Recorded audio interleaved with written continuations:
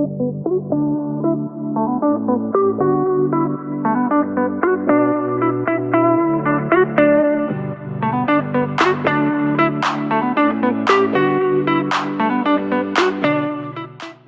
yes, I can. Good morning. Would you like to join the video? Sure. Yeah. So now you are pinned. Thanks so much for joining. As in, you joined just a few days ago, right? This is great. No, really Mhm, good timing. mhm. A real pleasure to have you here. And you're the only person representing Nigeria this time. We have had Nigerian speakers before. I'm curious to know more about the work you're doing with the creative footprint and how you got involved with the global shapers and your wisdom journey so far. So thanks for joining, and the screen is yours. Thank you so much for having me. I truly appreciate. Good morning, everybody from Nigeria, and I'm just really glad to be here to share my story and to share my experience as well, my growth, basically. So when you send this and it goes gets wiser faster, I'm like, oh wow, this is something that I would really want to speak on, because what happens nowadays is we just people just go to school not expecting what's going to happen in the future. So it's just you're in school. At that point you want to be a doctor, you want to be a lawyer. It's really confusing, right? But then when you get out of school, you figure out that life is not all about roses. So personally, when I was in, I think about 15 years old, I wanted to be an accountant at the time, and I was in high school. So for some really odd reason, that interest just dropped. The teacher back then was just really exhausting and just wanted you to do what he wants. So you ask him a question, he gets mad, and he's, oh, you're trying to challenge me, and all of that. So that really dropped the ball for me when it comes to when it came rather to wanting to be an accountant. And then fast forward 2 years after, I wanted to be an architect, and I started drawing, taking drawing classes and all of that. But by the time I got to the university, I got offered a different course to study. And our education system is just something really weird, right? And I tried changing back courses to study architecture, but they had given me information and media technology. And at the time, I couldn't do so much about it because they go, or if they have to switch up, they have to switch my course, I would have to stay an extra year at home before starting. I don't understand why, but nobody made it clear to me. They just said I would have to stay home for another year before um starting in the university. And I go, you know what, I don't think I have that much time. And I wasn't patient, right? So I just went with information and media technology. And I'm not saying that I feel bad for going through that, because I would really say that going through, having experience in that course, put me on this path, right, at the end of the day. So after that, oh, in my head, I was going to work in a media station. I was going to be a newscaster or news presenter or something like that. But after school, in 2016, I applied for a couple jobs, and that did not happen, right? I applied for, I think, three major jobs, and the rest were like side gigs, but I didn't get it. One, because they said I did not have the experience, but I would always practice at home. I'm like, no, I practice at home. You should give me an opportunity to show you what I can do. But they were not so big on wanting a rookie, right? So it was going to be harder for them to start me off from a new space rather than bringing someone in that was more experienced. And I go, oh, if y'all don't give me the experience, then how do I learn to do this, right?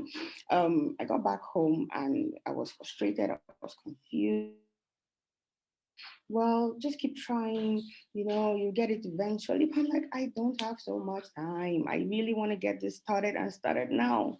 And it was a lot of back and forth.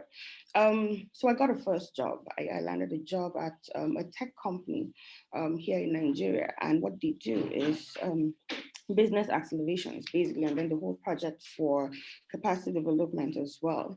I think I worked there for about 3 months. yeah, it was an internship. So I worked there for about 3 months. After which I started becoming overwhelmed because when I started working there, I realized that, oh, I was lacking a lot of skills that I needed for the kind of job that I was supposed to do. So I was trying to learn on one hand and I was trying to execute on the other. So it was a learning process and a working process for me. But at the time, the CEO was not patient enough because I am not a fast learner. I don't just wake up and boom, have everything sorted out. My time with everything I take, it just takes me, if it takes you, say, right? And I fully embraced that and I was just running with it. So I left that job and then I moved on to, I think 2 months after, I got another job with a business consulting firm.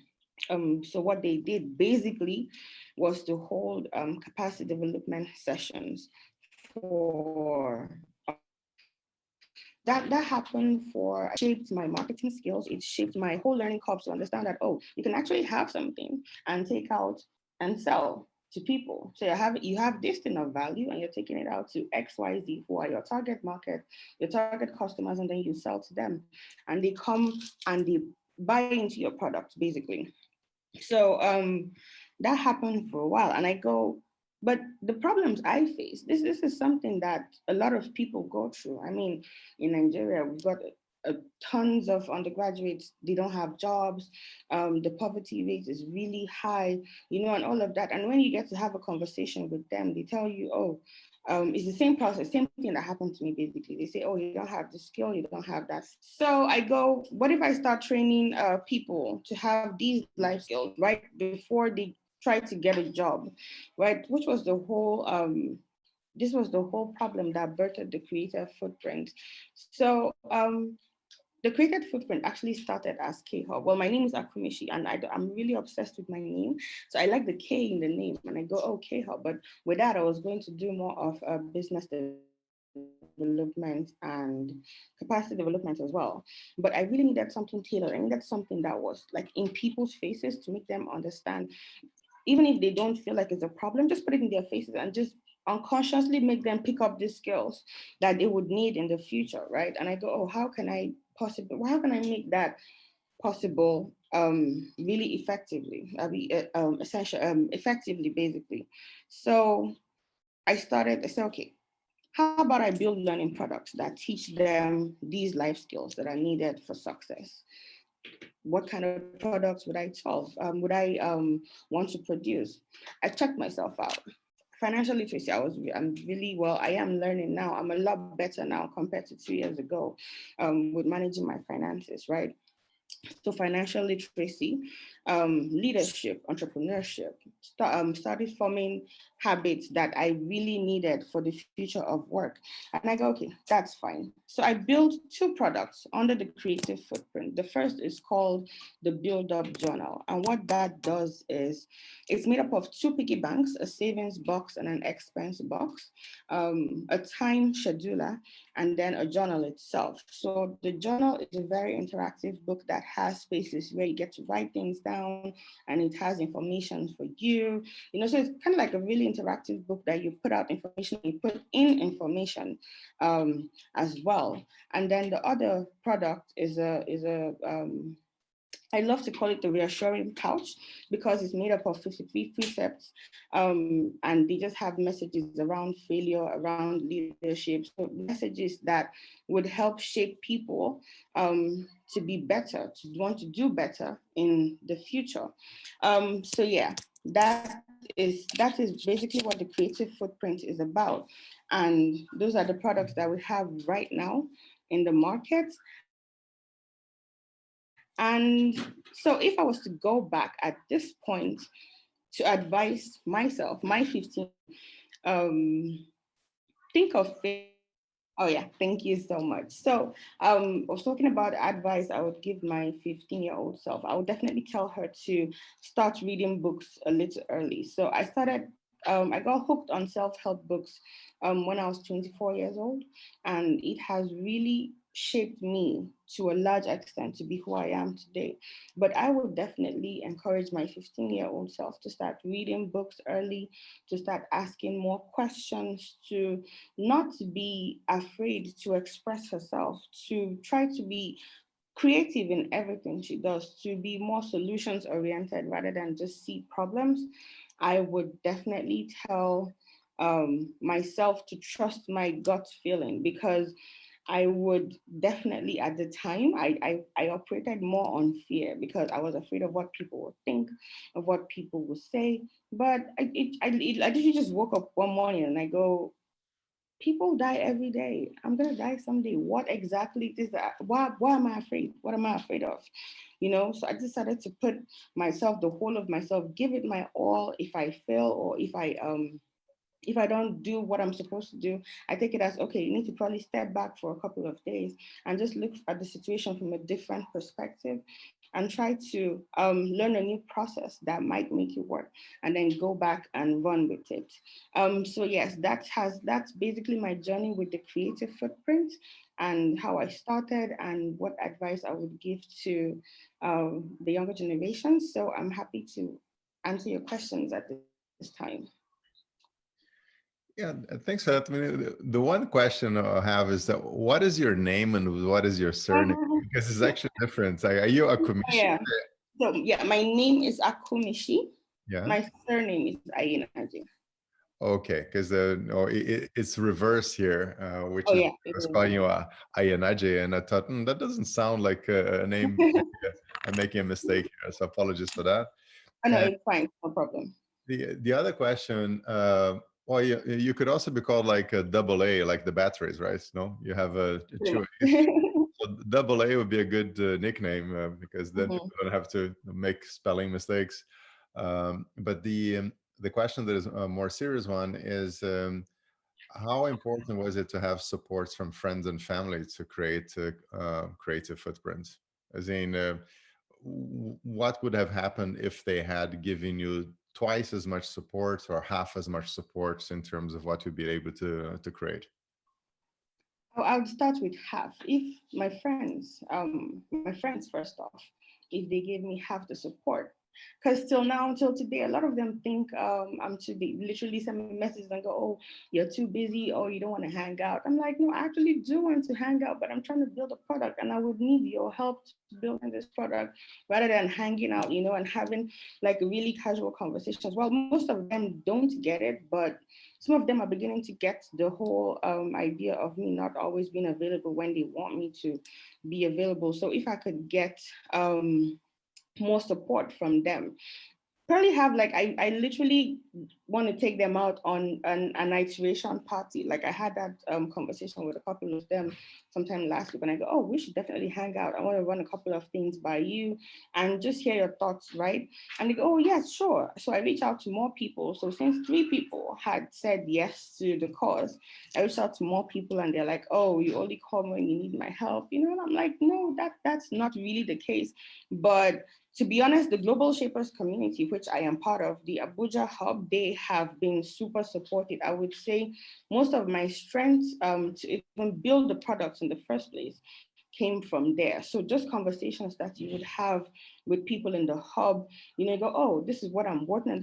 What do you need? They literally throw those questions at you. What do you need? Do you need my time? Do you need me to get you someone who knows? I heard Luma talk about his hub, and I was just really happy to know that it's not just an Abuja hub thing, or it's not just the hubs in Nigeria, but all around the world. We're like a global family. We're all connected, and whatever we need from each other, we're always there to get.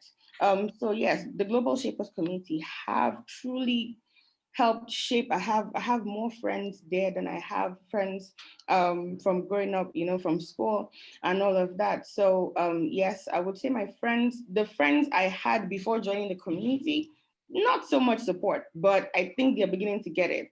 When it comes to family and their support in my cause, in what I do, before 2019, before 2020 rather, my parents didn't really get it.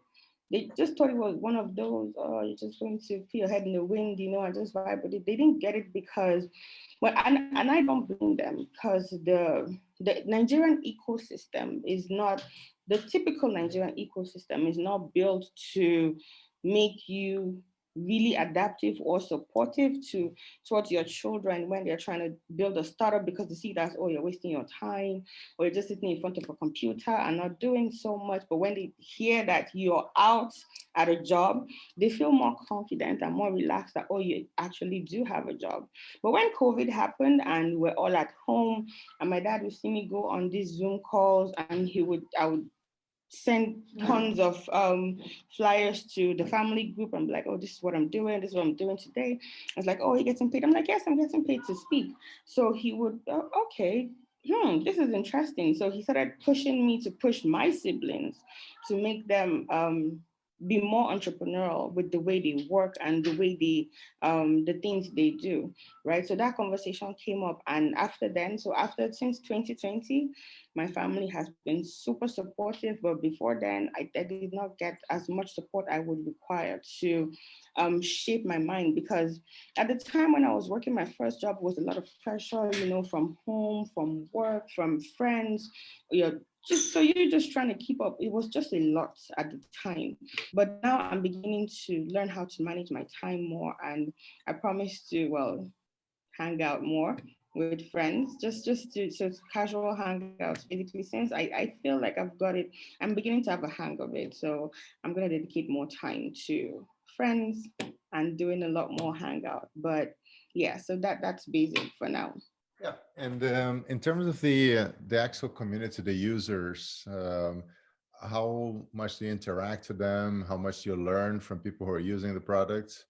And what do you think this could be still improved based on the feedback they give? I mean, the question is, how much of the product is what you had in mind when you started? How much is the feedback that you got from people who are actually benefiting from the value you're creating? Oh, so I'm gonna answer that from the benefits aspect. So um a lot of people, I would say, so I've got a feedback mechanism in place already. So 2 months, a month rather, after getting the product, I call the parents, or if they've got mobile phones, I reach out to them and just ask them basic questions. I send them a form that has monitoring and evaluation documents, basically to know how their progress have been, what they've learned, and just to put it against what the product is meant to do, to see if they are living up to that, or if they are learning as at the pace they should, or as much as they should, right? And it also allows me know if they actually have been using the product or not. And then after, if whatever information I get from that monitoring evaluation with the user, I just ask, okay, what can I do to help you do better with this product? What would make you more comfortable? What would make you want to do more regards using the product? And to be honest, so far I haven't met a customer yet that isn't so much in love with the product as I am, and one just wants to use it every day. So it literally is like, oh, you wake up in the morning and looking forward to using the product. You wake up in the morning and looking forward to putting some money into the what's it called now, the savings box, and all of that. So I'm building it more from an experience point of view, because I understand that people get bored easily. I get bored easily. But if I had an experience, like a daily experience that I would always look forward to, then I don't think it would make people bored so much. And then, sorry, I didn't get the first question.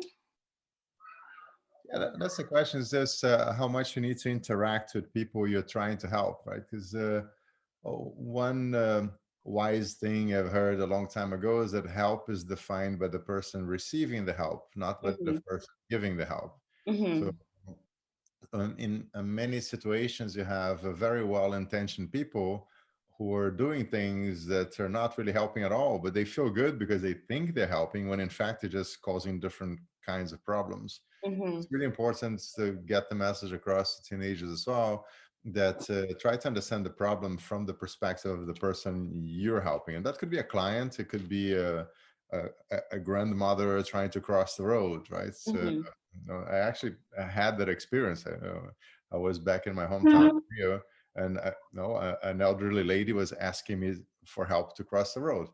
So that made it very obvious, right? We'll make sure she's safe, we'll make sure that the drivers can see that we're crossing, that it's slow, that they have to facilitate the process. Just imagine if I started just grabbing the hand of any old lady who happens to be in a corner saying, "Yeah, let me help you cross the road." It's like, I don't want to cross the road. Oh, but I really want to help you cross the road. It's like, Mhm. you're not really helping, right? In Mhm. fact, quite the opposite. So the feedback cycle is something that you learn from life. I think is a big component of wisdom, like being empathic in the sense of, let me try to wear this person's shoes, and it Mhm. helps you be more successful because you don't waste your time as much, doing things that people don't really value. Yeah. That's something that teenagers most of the time can't get because they're very self-centered, right? They tend to Yeah. see the world from their own belly button, and there's no magic, right? You need to gain this kind of experience by doing, but Mhm. a bit like with the self-help books that you read when you're in your 20s, that really helped.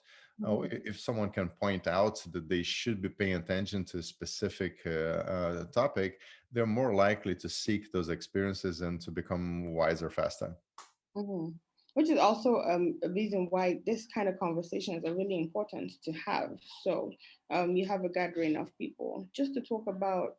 So it's like two generations, right? You have the teenagers and then you have the parents, which is basically what you're doing. So I'm literally planning something of this sort for sometime next year, to have people who have been through life and have done it successfully come and have a conversation with teenagers and tell them like their real life stories, these experiences, that the things they had to go through. Just a conversation around helping them avert the mistakes that the elder ones made, that kind of made them not get, well, in a way, made them not get to their destination sooner than they should have. So when they have this information, they're able to easily accelerate and go through this process and dodge the loopholes or the potholes, basically, so to say, and try to be more successful earlier. And yes, so I really do think it's important that in everything we do, in everything I do, as a person, with regards help trying to help people, it shouldn't be a one-way street, because that's what the education system, as I said earlier, is here in Nigeria. It's just a one-way. I'm giving information and I'm not taking back what you think. I'm not taking back how you feel. I'm putting that into perspective, into helping me teach you more, right? So I do think it's really important to have a monitoring and evaluation department sets with work and with like personal interference with people, and also try to learn more. Just ask a lot of questions regarding, so say for the creative footprint, the products, especially the financial literacy part. You just ask, oh, how much have you saved this week? Well, you might not know. How many times did you put in something into the box? Oh, this time, say you do like 3 out of 7. Oh, what happened? Why did that happen? Okay, you don't have to put in a fixed amount every day. How about you start something little? Because at the end of the day, it's me trying to teach these young people how to build a habit, right? Build good habits that you would need for the future. Because people just, it's really, really sad, to be honest, to know that kids just go to school. I want to be a doctor, I want to be this, I want to be that, and then life starts hitting you and you just begin to twist and twist and twist till they are done and don't know what to do at the end of the day, right? But we give them this information and we help shape them. We say, oh, this is actually, so it's kind of like giving them the blueprint. This is actually how it works, right? And don't think that my story is going to be yours. You are free to experiment, do a lot of experimenting, because we all have a limited amount of time, right, to be alive. So I really love to experiment. I really love to try to do things. And also, which also comes back to people being afraid to fail. So, oh, what if I fail? People are going to laugh at me. But yeah, so what if people laugh at you? I mean, we're humans. It's kind of like what we do. I am a very witty person. I love things that have a great sense of humor. So I laugh a lot, and people take it. Some people take it to be disrespectful, but that's just how I learn faster, and that's how I'm just confident. So when I laugh, it's like, oh, okay, I'm picking it up, but then I'm just smiling, so you wouldn't see through, because I heard that I have like different facial expressions to the way I live my life, and then I'm trying to tone that down, but my story doesn't necessarily have to be your story. I would lay a blueprint, and I would expect that people would follow through that and see where I made mistakes, or if I did this and it was successful and it took me say it took me like 5 years to get there, it could probably take you 3 years. How would it take you 3 years to get there? I could do this differently, I could do that. So if you're able to also um apply the Kaizen theory and just shorten productivity, make yourself really productive, but with the shorter steps. I mean, that's also amazing. So yeah, um, that's basically what I'm up to for now, and I'm really glad that you brought up the conversation around taking back information, taking back feedback from the customers, and taking back feedback from people to help yourself do better in delivering your value proposition to these people. So yeah.